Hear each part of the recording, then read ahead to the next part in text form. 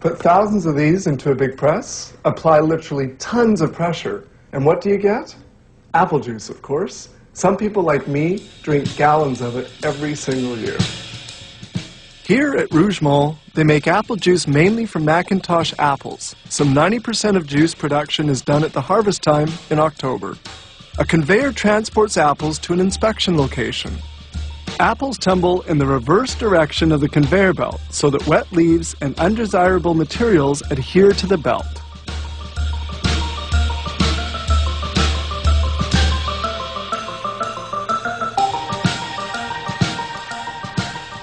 The apples are stored in silos for several hours. In order that the apples are not too bruised in their descent, they're slowed down in this stepped chute.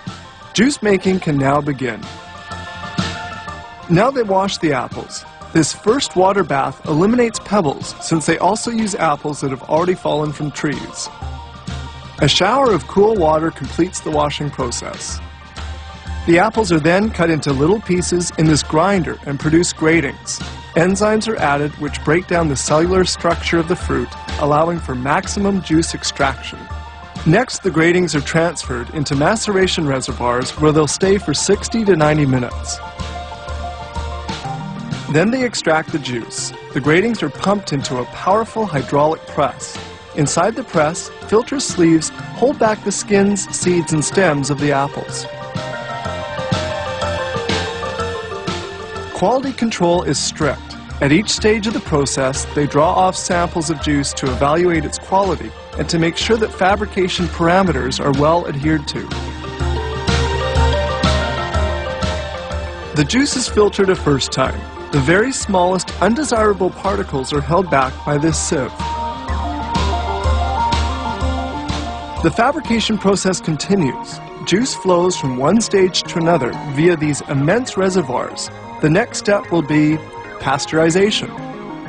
Juice enters this exchanger at 22 degrees and is heated up to 88 degrees centigrade, then cooled back down to 50 degrees. Enzymes are then added to hydrate the pectin and facilitate the second filtration. This is the ultrafiltration process, where filter membranes with microscopic pores retain the smallest of particles. The apple juice is now perfectly filtered. Its clarity is verified, as well as its flavor, color, and natural fruit sugar content. Since juice is produced in October, it has to be conserved throughout the year. A portion of the production is stored in this sterile warehouse area to await being bottled during the year. Each reservoir can hold 110,000 liters of filtered juice. No preserving agent is added.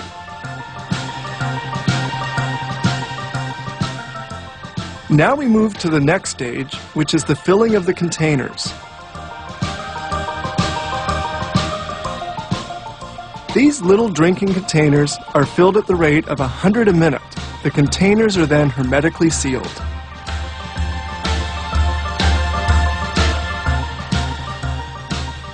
Two little sprays of hot glue are applied to the containers. This secures the straws attached onto their sides.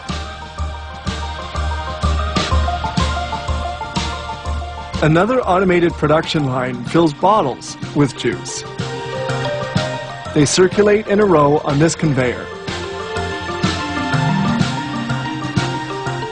Bottles are washed and disinfected with hydrogen peroxide in this white sterile room. Then they're rinsed with sterile water before being carried to the filling location. Each minute, 120 bottles are filled with pasteurized apple juice and sealed with a cap in a sterile environment.